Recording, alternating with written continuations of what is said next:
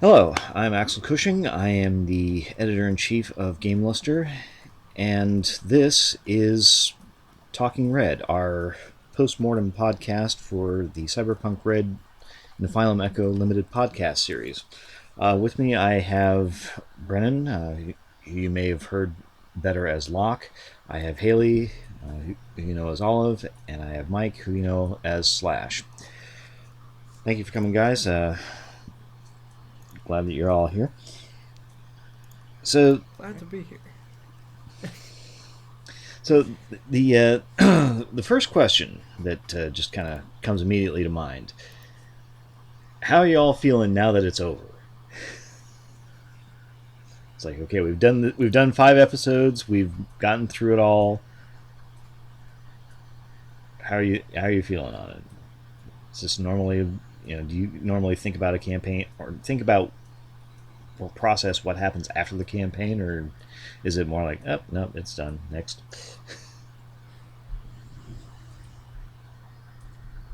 Um, I mean, I definitely feel like I'm actually quite not sure because yeah, I've thought about it a bit, but still not entirely sure like where I land on it.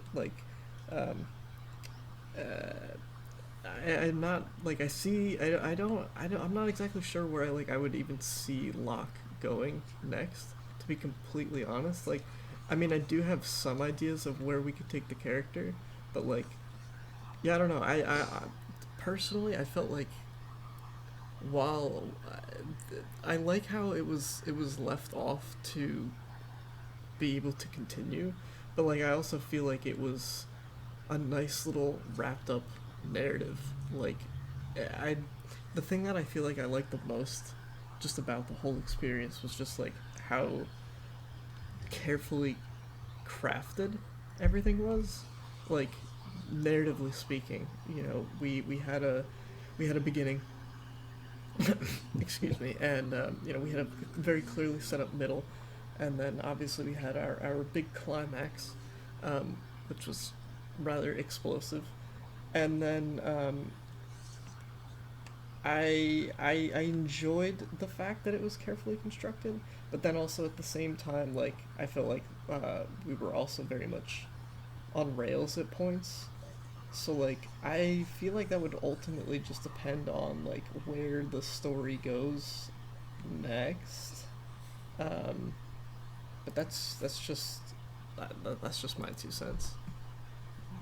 Okay, yeah, and I will say that I'm glad that it still maintained the illusion of being carefully constructed narratively. I was punting a great deal on that one, actually. I had a basic outline, I had an episode sequence in mind, and it completely went to crap after about the second episode. Yeah, for me, I've only done either really long campaigns that are still ongoing, or I've only done one shots. So to do an actual campaign, even though this was only 5 episodes, this was a different thing to me. So it's like it ending and knowing that the campaign's done. It's sort of a new feeling for me. Because it's just something that I haven't done. I've been playing role playing games for what 3 or 4 years now, Mm-hmm. and this is like the first time I've actually finished an actual campaign. Wow. Haley, what are your thoughts on all Um, this? I'm sort of in the same boat as Mike. Like, this is the first campaign that I've actually finished and wrapped up, and I'm sitting here thinking wow, what could Olive have done differently? And I sort of think that after every single episode that we played, it's should I have said this over that, or should I have done more, or should I have done less? So reflecting back on it now, I'm just damn, I feel like I should have gotten involved more, or I should have fleshed out my character more. but I sort of like where the campaign went, and I like what I did with Olive, so I feel like I'm pretty satisfied with how everything wrapped up. Okay. So, what would you say was, just your favorite single moment in the campaign? That one moment it's like, oh yeah, this is the good stuff. I wish I could have this kind of moment in other campaigns. Killing the clowns. Why am I not surprised? I hate clowns. Sorry, clown. Any clown watching or listening right now?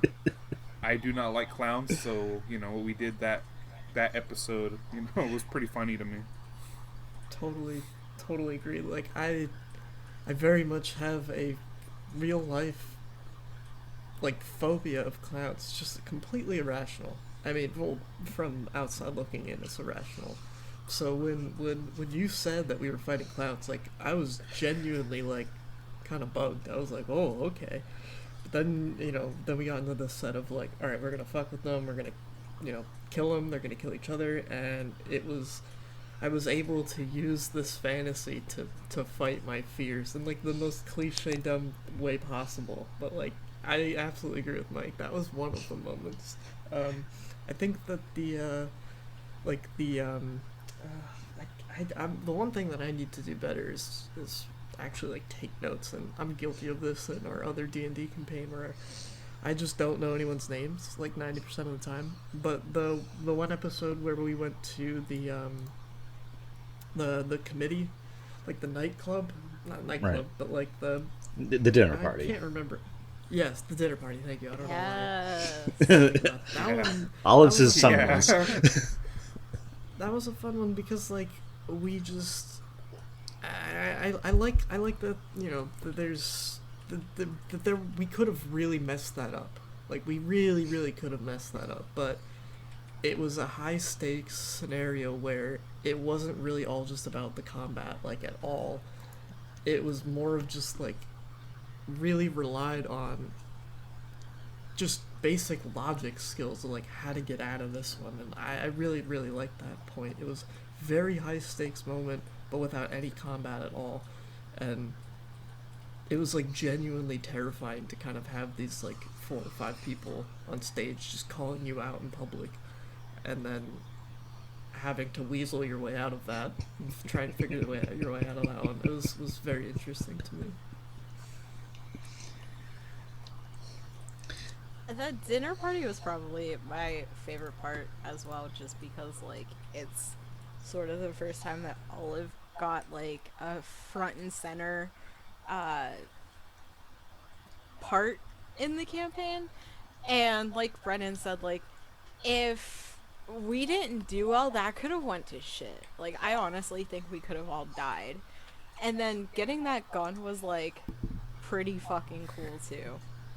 That was great. I love that gun so much. Great gun. 10 out of 10. We'll kill people with it. Yeah, if I remember correctly, that particular episode really did fall in the same. Actually, no. I think I had to move that one up a little bit. I think that was scheduled to be like the next to last episode, and then things completely fell apart. There was this. I had this careful outlines, like, okay, we're going to be doing A, B, C, D, E, and then it just totally gets shuffled around. And I'm glad that you guys were able to roll with that, or that I was able to hide it as well as I did.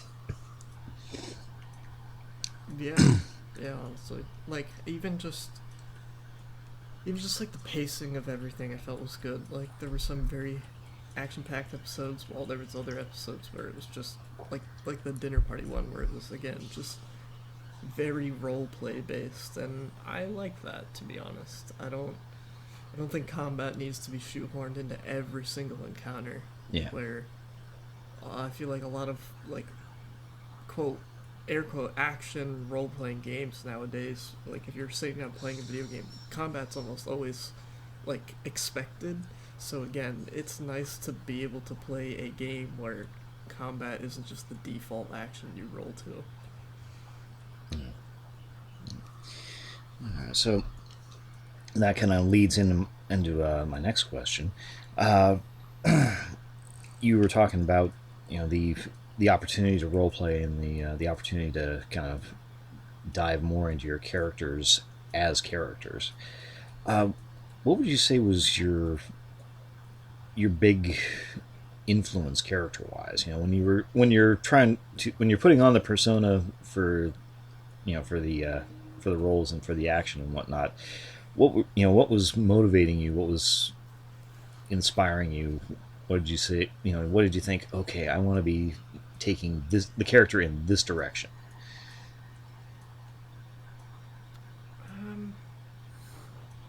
I think at least for me, like I wanted Olive to be a very laid back character.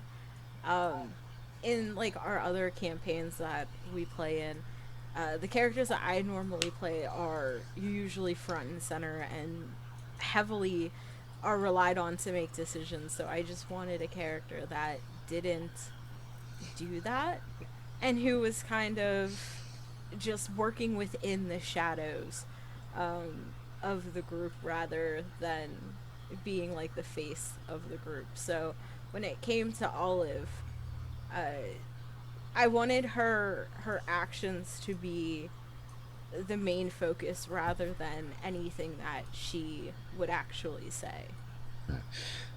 So more of a supporting character, but not somebody necessarily lazy. Not Yeah. not going with the idea of with no power comes no responsibility.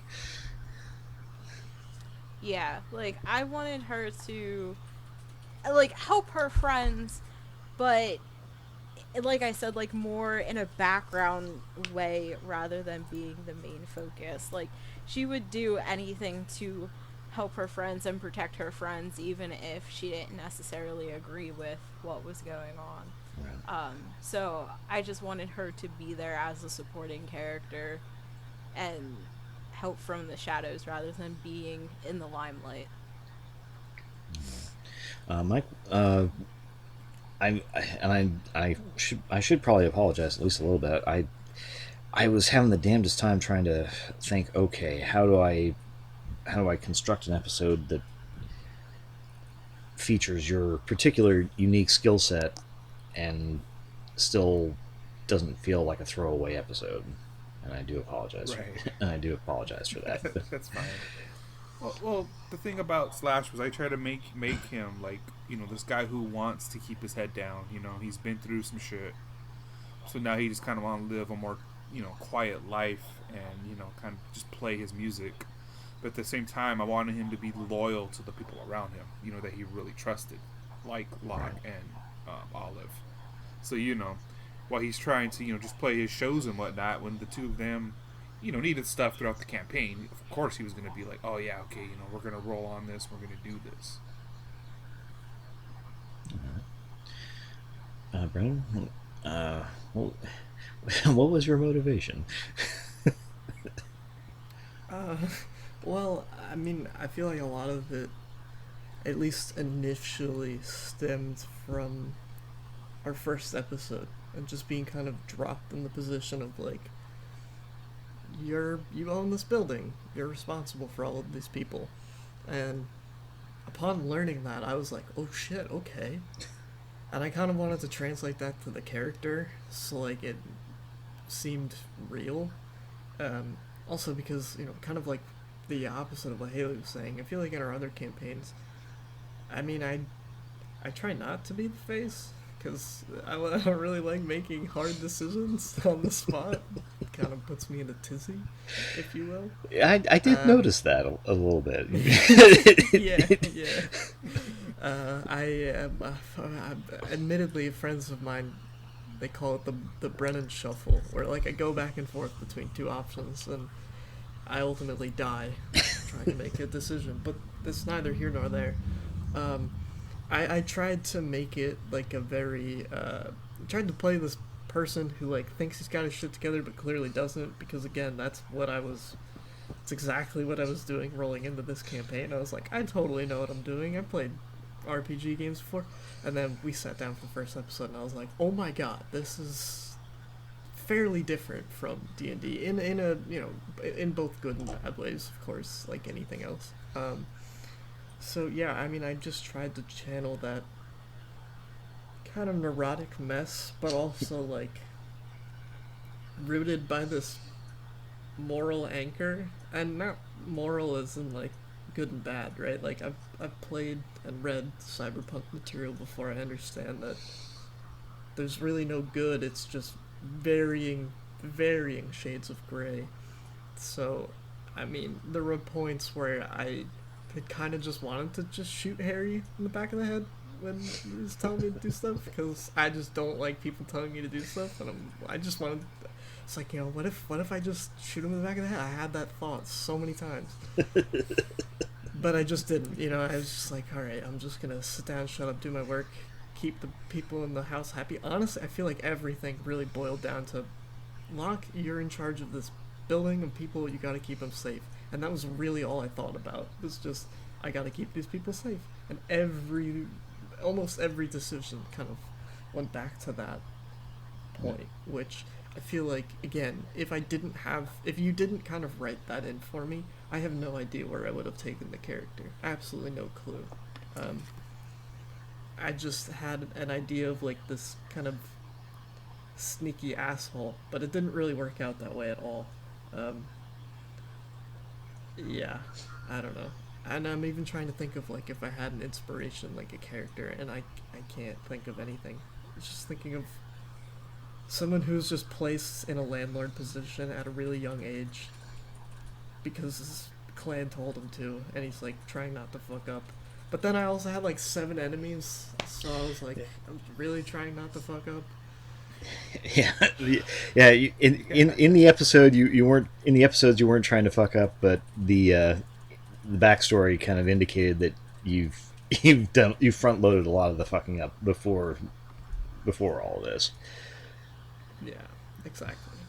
And specifically within the character, I really liked, you know, I mean, I don't know if this was intended or not, but that whole ending with, you know, Reeves not necessarily being a bad guy, like, at all, and having Locke being like, okay, we're both on the same playing field, like, we both had to do shit to survive. Like, I like that just for the character. I understand that it's my character and I played it that way, but I liked how you kind of pitched that for me, and I tried to hit it, you know, for what's it, a double? I don't play golf. I don't know. Basketball. Do the sports ball thing. Yeah, no.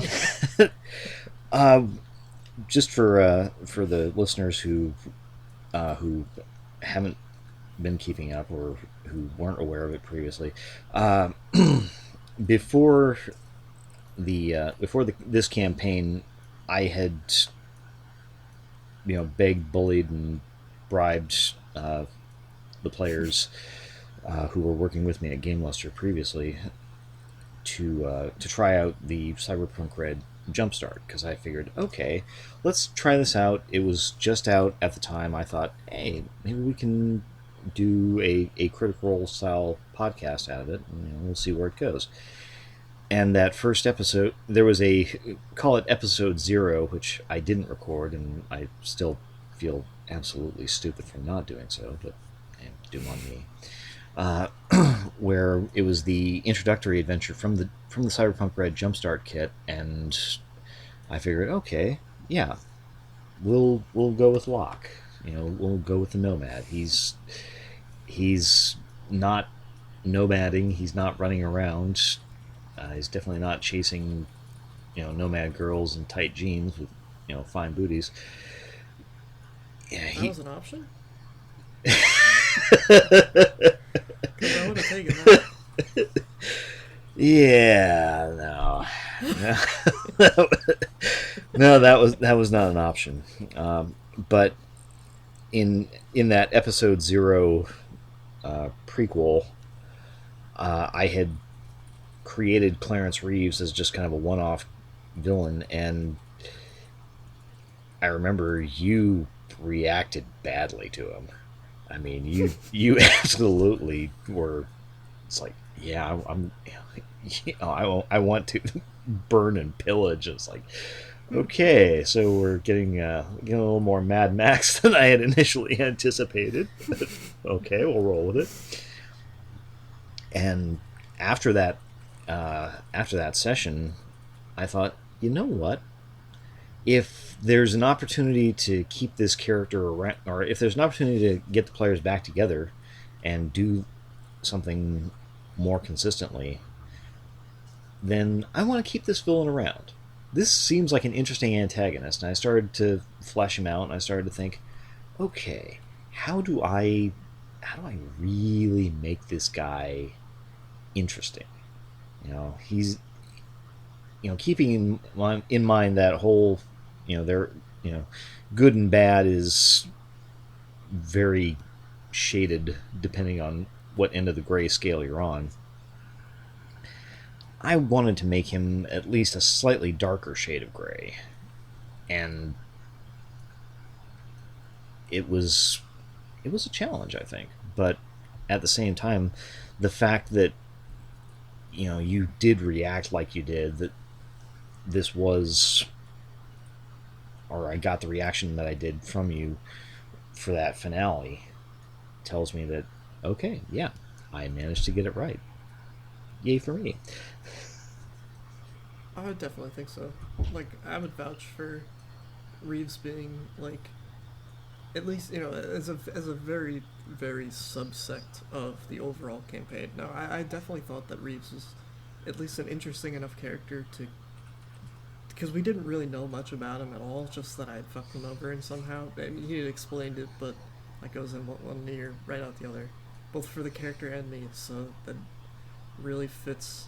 But also, like, learning more about him was, it's sort of like kind of unraveled in your face, and you're just like, oh, okay, I don't know anything at all actually about the situation, and I want to learn even more. So yeah, I mean, and especially the whole wife and the kid thing, man, that was nutty. Just even playing that out like in my head, like a movie scene, I was just like, this could go very wrong very quickly. And, like, I could see the temptation of, like, where Harry was setting that meeting up, and again, proving how much of a fucking, like, crazy mastermind that you wrote Harry to be, because, saying that Reeves was going to be there, not explaining that it was actually his wife and kid that he was hoping that we would, fuck up in some way. Like, that's some 4D chess planning in my head. Writing Harry was actually, in some ways, it was easier because I did have a character that I cribbed from, but at the same time, I also had to fit him a little bit into the existing, or rewrite him for the existing mythology and lore of Cyberpunk RED. But yeah, I was initially thinking, okay, when I was planning the campaign out, I was thinking, okay, how do we work in Clarence Reeves? And the more I thought about it, the more I thought, okay, we can't work him in directly. All right, he's going to be the looming presence. He's going to be the we think, I'm building him up to be the big bad evil guy, and then surprise, Harry pulls his little stunt, and it's like, wow, I had hoped that I had kept that concealed, or at least reasonably well concealed. Yeah, I mean, you did a good job of, like, telling us, like, this might be a trap, but also, like, kind of leading us into the trap. And there's also the suspension of disbelief where characters, like, don't understand, but I feel like we can kind of be like, Like, even as soon as you were like, oh, the room's empty, I feel like we all in our head go, all right, this is trap. This is fucked. Like, I mean, if we weren't thinking that beforehand, then come on. Like, I don't know. Again, it's cyberpunk. Like, you have to have a certain understanding of, like, people are out to just fuck you over constantly. There's no one actually trying to help you. Yeah, I just remember walking into that empty room and being, shit, something's about to go down. And then the wife and the kids walk in, and I'm like, where's he going with this? And then, like, 5 minutes later, we just get peppered with gunfire, and I was just like, oh shit, like, this whole time we were being led into something, deep and heavy. My brain just kept going, it's a trap, it's a trap, it's a trap, it's a trap, it's a trap, the whole entire time. And I was like so mad because I kept saying it, yet everyone's like, oh, well, let's just talk it out. And I'm like, it's fucking trap, guys. Like, let's stop standing around. But I mean, like, there's only so much that, like, my words can do when everyone else has their own thoughts as to what's going on. So I was just like, fuck it. I'm just gonna keep saying it and just see what happens. Yeah. I feel like we've just seen too much Hollywood where, like, the main characters get stuck in the evil bad guy's plan, the bad guy explains everything, and then the main character cuts out, beats up the bad guy, and leaves. We've just seen that way too much, and that's just ingrained. We just see a trap and we go, we'll get out of it. But sometimes you don't. Yeah, and being fair, I didn't necessarily think you guys were going to get killed, but I was also allowing for the possibility that the dice would decide, yeah, let's have some fun and let's kill a character. So that was always a consideration in the back of my mind, because if you look at the rule set and if you look at the damage or the way that damage is calculated, you do not necessarily have a great lifespan. I mean, once your armor is gone, you're down to flesh and bone, and that's squishy when bullets hit it hard. So I guess the corollary now has to come up. What went wrong in the campaign? What was something that to you said, okay, this sucks. I am not a fan of this. I'm not enamored of this. I am unhappy about this. Or I wish this had been handled differently. I kind of think, like, us as a group, like, I've been playing D&D with Brennan and Mike for a couple years now, so I feel like we get along pretty well, and we're able to easily communicate and bounce ideas off of each other and feed off of each other in, like, very quick instances. So I feel like when it comes to the dinner party episode, like, that episode was wild and crazy because we're so used to each other, but then you toss other people into the mix, and I feel like we kind of just don't react well because we're like, okay, well, how do we play with other people? So I kind of just wish, like, we would have interacted more when playing with other people, and I think that would have been a lot more enjoyable from the jump, because I've definitely, like, reflecting now, I saw myself not really interacting much because I was just like, well, fuck, there's other people here, and I say a lot of vulgar things, and I don't want to offend anybody. So I kind of just wish, like, we would have interacted more, because I feel like there would have been a lot less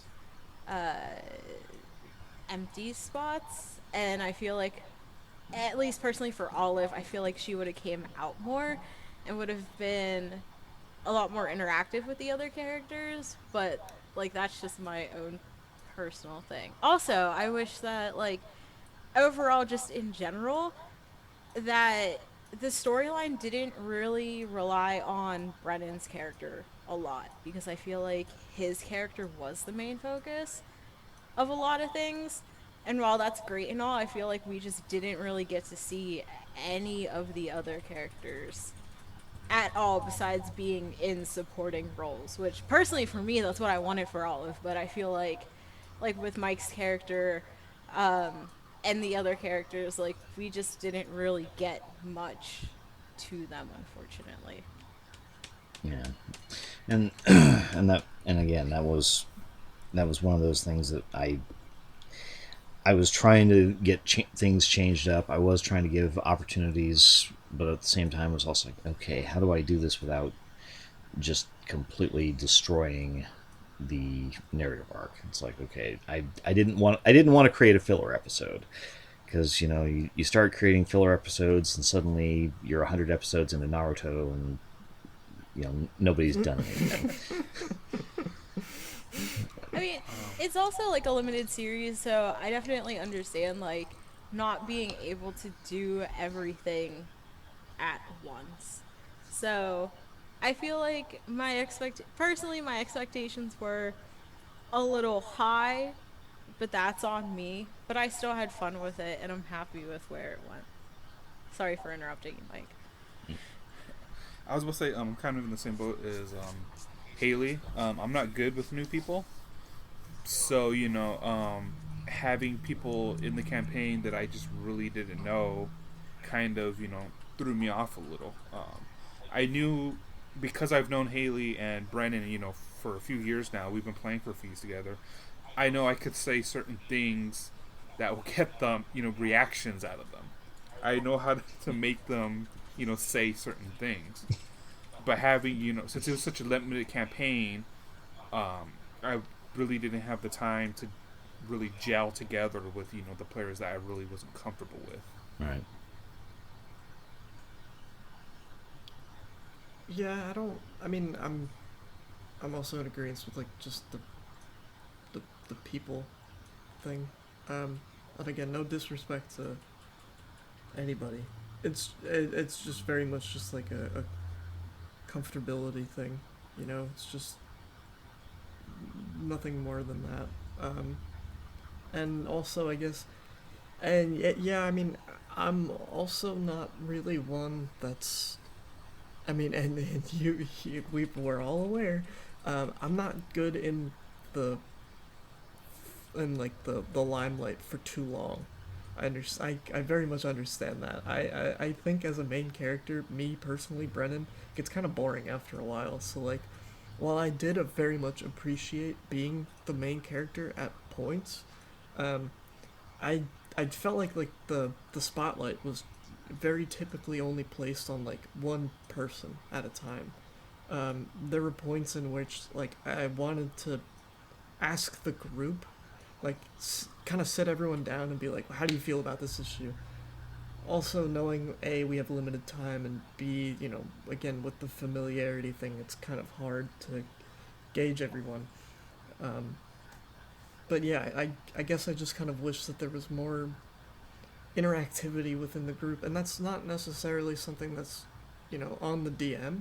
Like, sure, there's instances that you can create that force us to do that, but if that's not something that we seek out ourselves, then then there's nothing really that you as the DM can do about that. So again, I feel like it just kind of boils down to how well the players mesh with each other, and if their interests and motivations and goals kind of align. Because if they don't, then you have a lot of splitting up, and that's not really fun for people, because you just have one person in the spotlight, and then the other 5-7 people are just eating popcorn, Yeah. listening to a podcast, which is not a bad thing at all. I don't want to come across as if I'm critiquing that hardly. Um, but yeah. No, Oh, no, go ahead, What? Ada. Oh, I was just gonna say one thing I sort of kind of have to add is that if we didn't play that initial episode, the one that you didn't record, our characters, me, Brennan, and Mike's characters, we wouldn't have anything in common or like a common goal for the rest of the campaign. So I kind of think that's another thing that the campaign sort of lacked, was that the only reason why the three of us were together was because we previously went through an issue that brought us together. But if we didn't go through that, then there really wouldn't be a common goal for us to work together. And I feel like with the other two characters, that might be one of the reasons why the characters didn't mesh well, is because they also didn't have a common goal like we did.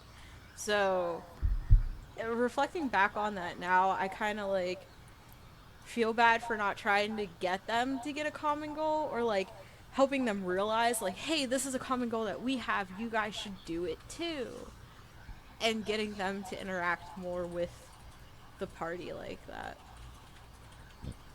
Okay. All right. So, I know that the Unlimited series is still kind of off in Never Never Land at the moment, and still on paper. But if and when it ever does get started up, what would be one element or one thing that you really, really, absolutely, positively would absolutely have to insist on being explored at least a little bit? For me, maybe, because we were so focused on Locke for the limited series. Yeah. Maybe really, really digging into the other characters like Slash and Olive. I know both our characters have their pasts. Yeah. Especially Slash has to deal with the old band he was a success with. He had the lover who ended up leaving him. So I don't know all of the story. Sorry, Haley. But just being able to explore those types of storylines, I think would be really good, and just really help let anybody listening to get to know these characters just as well as we got to know Locke. Yeah. Yeah, I have to agree. Just because, like, with Olive's backstory, it's like she grew up rich and then her family went missing. And so, like, she's been trying to use her connections to, like, try to find her family and what happened to them. So I kind of think that's something that I'd like to flesh out more, just because I played Olive as such a laid back character that I feel like the listeners probably didn't really get to know her at all, because I said like 5 words every episode. And about 3 of them were fuck. Yeah. Yeah. Sorry. But that's just the go-to word because it always captures every moment. Or it's a trap. So I said that a lot in the last episode. But yeah, I'd just like to flesh her out more and give her a backstory that she deserves, and also get to know the character that I'm playing better, because going into that dinner party, I didn't really know what I was walking into because I barely played Olive at all. So just getting to understand her as a character and like what the role of whatever role it was, because now I forget. You were a fixer. So. There we go. Just to get that to know that role better and develop her as a character to be a lot more helpful with the group would I definitely like to explore that. I don't know. Like, I definitely agree with the sentiment behind character-driven stories rather than plot-driven stories. Have the characters drive the plot rather than the other way around. Because I just find that tells, like what Mike was saying, it kind of fleshes out the world, both the world and the characters very well. But I mean, honestly, other than that, I can't really think of much other than just I'll always vouch for just more role playing in my role playing game. I mean, I know that we did a lot of that, so that's not necessarily a critique.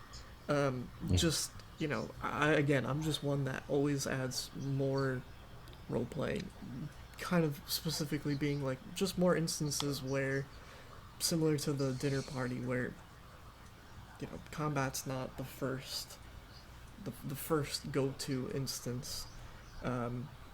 More instances of being able to be like, okay, well, let's think this out, and also have like the time to think it out, because I feel like, I don't know, I maybe like a heist or something. That would be so cool. Like, I have ideas for like very specific things that I would want to do. Like a heist episode, I think would be really dope. Like, I could go on and on, but very specifically though. Just really Yeah. anything that just involves the role play specifically. I like that in Cyberpunk, especially because I feel like we didn't get into any hacking or anything. I mean, like, we did, kind of. But I guess it's not really. I don't know if net running is really like a. That might be a really complicated thing, right? I don't remember reading much about that in the Jumpstart. Yeah. As far as net running, nope. Since nobody was a net runner, it was kind of hard to, Yeah. to make that sort of thing happen. But it was also it also saved me a lot of headache. Uh, Well, it- yeah, exactly. yeah. Yeah. Net running in Cyberpunk Red is rather different than what it was in Cyberpunk 2020. There, it was basically a case of you almost had to run parallel sessions. You had the main party off shooting and looting, and then you had the netrunner off hacking and doing all that stuff. And the actual hacking attacks and hacking movements and whatnot were taking up only seconds of game time, but they were taking up 90% of the real time. It's been somewhat modified in Red, mainly because the old net, that type of full interface has been removed. But it's definitely more kinetic now. But again, that was one of those cases where we didn't have actual net runners, so that was an element that didn't get explored as much as we probably could have. And I think it might have impacted it, or it created more options for how it could have gone. I will say that I did try to make episode 4, the one down in the underground. That was supposed to be a heist. And Oh, right, yeah. Yeah, we did kind of do heisty stuff. yeah, I don't know what I'm talking about. and We broke a guy out of jail, so that's pretty heisty. yeah, that was episode 2. That was definitely a heist, or a heist type episode. But yeah, that was. Yeah, I can understand, looking for the big score, looking for the new thing. All right, so I guess at this point, it's now grill the GM. What are the things that you wanted to know about but you were too afraid to ask before? Why is this Okay, I've game got so a couple. complicated? Like, shit. I sat there, read like the Jumpstart probably a bajillion times, and I was like, fuck, I don't know what the fuck's going on in any of this. And every time you were like, make a such and such roll, I'm going through the character sheet like, shit, where do I find Yeah! this roll? Like, Every single time I'd sit there and study it and be like, okay, perception's here, and this is here, and that's here, and then you'd be like, make this, and I'm like, where the fuck is that? I didn't see that shit. Being fair, the character sheets that I was using on Roll20, I did not design them. I just grabbed what was already on there and free. I will say that they are fairly well laid out, although there were some mechanical issues. I think on initiative was the big one there. But yeah,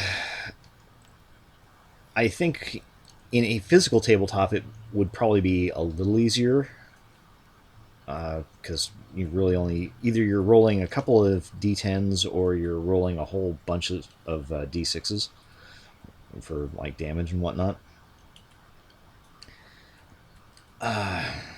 But yeah, I think this is one of those games that it sounds oddly appropriate to be using it virtually, but in practice, it did seem a little overburdened, and again, that may have just been the character sheet more than anything else.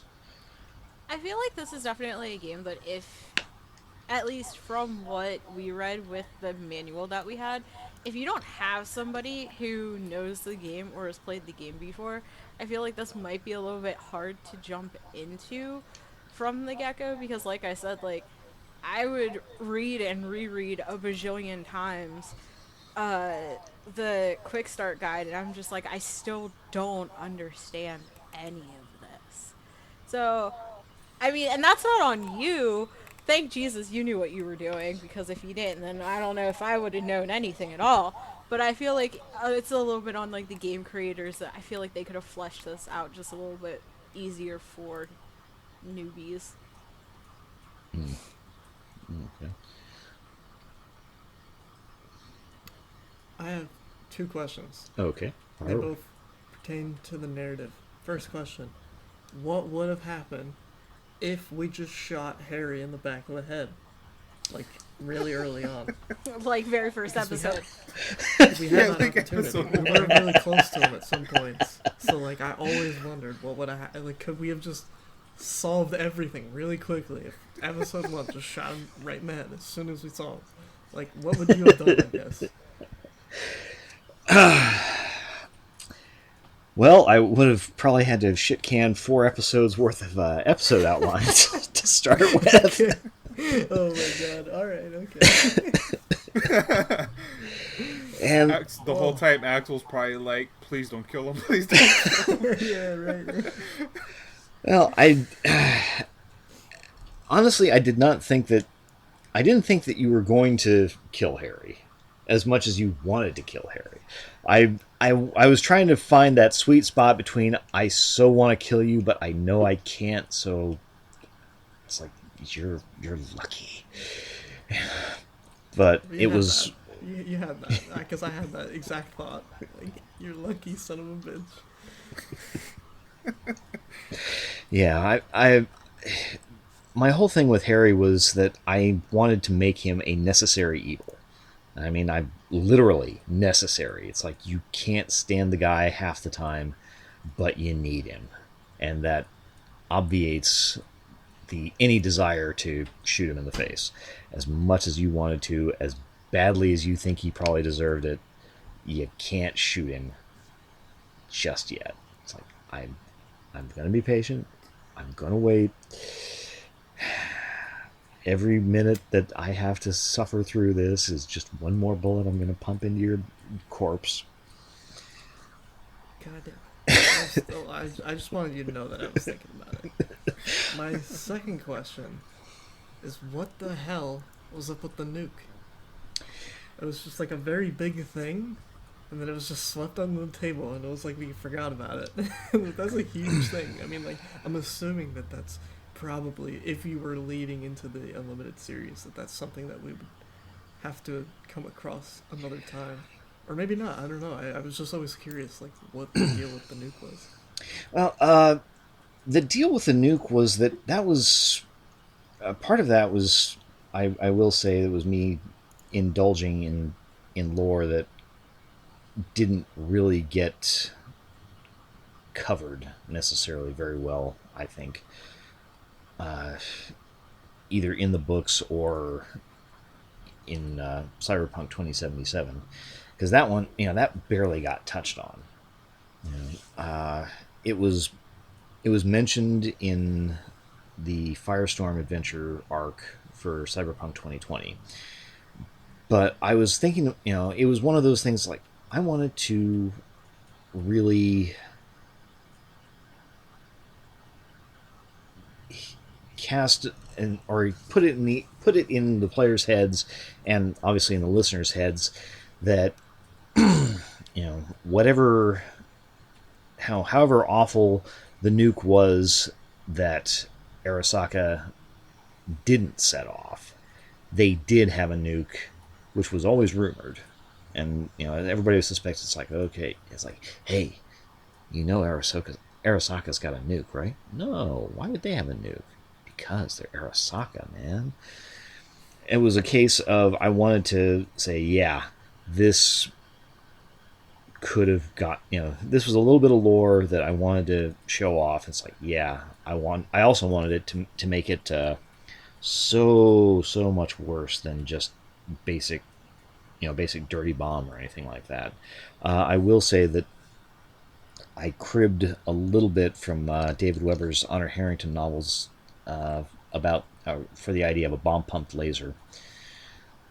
That was those glass rods that were suspended over the bomb. That's what that was.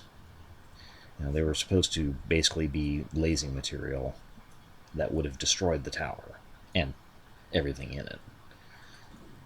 It wasn't going to be just a simple, nice, dirty bomb that makes sure you can't get near the data, the Arasaka databases for 20,000 years or so. No, this was going to be destruction.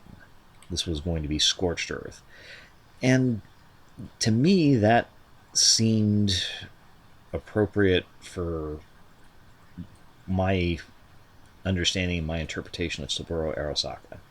It's like, there will be absolute, if this is going down, I'm leaving nothing behind. I'm not even leaving the foundations behind. That's how little you will get out of me or my company. Makes sense to me. Yeah. Yeah. One of the things that I like about the Cyberpunk lore is, it is very rich. It does have a lot of stuff. And I wanted to flash as much of that as I could without just bogging everything down. And I definitely didn't want to be taking the CD Projekt Red route of, oh, hey, we've got Keanu Reeves, so everything Johnny Silverhand now. That I wanted to avoid that because that was an object lesson for how not to tell a story. Yeah, agreed. Yeah. Any other questions? Anything else you want to know? No, I'm good. I'm solid. I honestly have 0 questions. Well, I will say that, like I said, there is the unlimited campaign is still on the drawing board,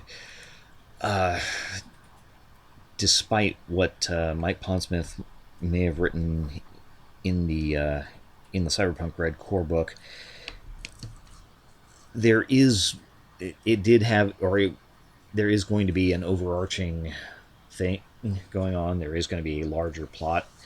I was kind of influenced a little bit by Ghost in the Shell, standalone complex. So I'm trying to kind of plot something out where you have the complex episodes that tell that big overarching story and get the players dragged into things that are way above their pay grade. But at the same time, you have those standalone episodes that help get deeper into the characters to get more personal stories, smaller scale, that sort of thing.